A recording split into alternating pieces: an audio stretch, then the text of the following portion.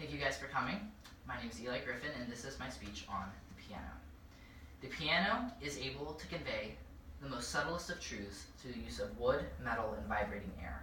This is a quote by Kenneth R. Miller. The piano and variations of it are used in most modern music and have been used in modern ensembles throughout the world. The piano is one of the most interesting instruments now because of its long history of development, its unique construction, and that it falls under multiple music categories, unlike other instruments which generally only have one.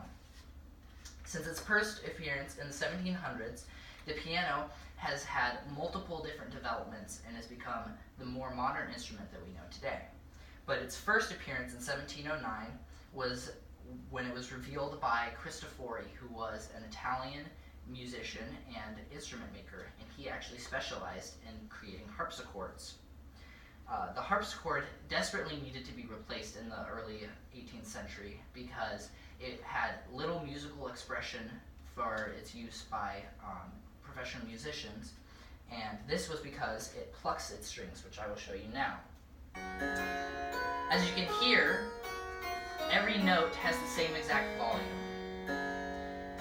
According to David Schrader, the reason for this is that the strings in a harpsichord are plucked by what are called plectrums, and these don't allow for any difference in volume.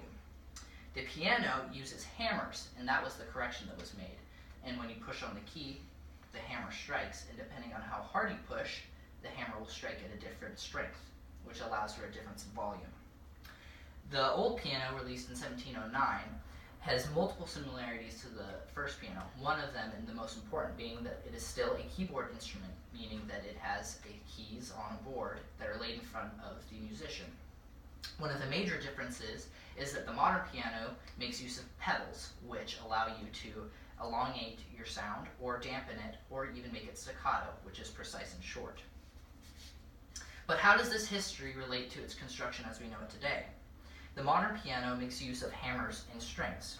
Pianos use hammers to make the sound. That is the whole reason why the hammers are inside of the piano, or why they are laying like this. Hammers hit the strings, which vibrate, and the vibration of the strings resonate inside the wooden piano body and create the sound that you hear. The strings make all the sound. Without them, you would have no sound from the piano. All you would hear is the hitting of the hammer on the wood. The strings inside the piano lay flat, and there are hundreds of them, which I will show you in this video. This is the inside of a piano.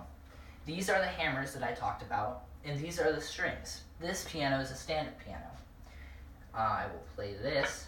These right here, these little wooden things, are controlled by the pedals. When you're pushing on the pedal, they pull back, which allows the strings to continually vibrate.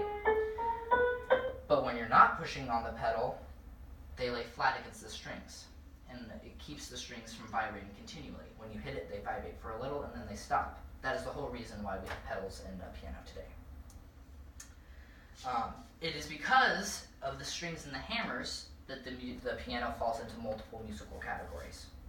The piano specifically falls into the percussion and the string musical categories, and I will explain why. The string category has the requirement that the instrument must use strings in some way, and that is the only requirement to be a strings instrument.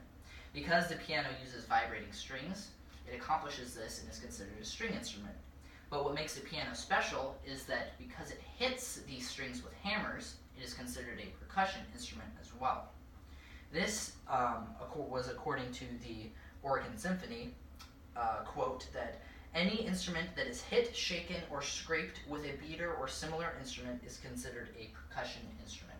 And because the strings are hit with a hammer, the piano fulfills this. In conclusion, the piano has made significant improvements from the original design in 1709. It is unique because it makes it sound by hitting strings with its hammers, and the hammers and the strings put it into multiple musical categories. I will leave you with a final quote about the piano by Alicia Keys. When I had nothing else, I had my mother and the piano. And you know what? They were all I needed. Thank you.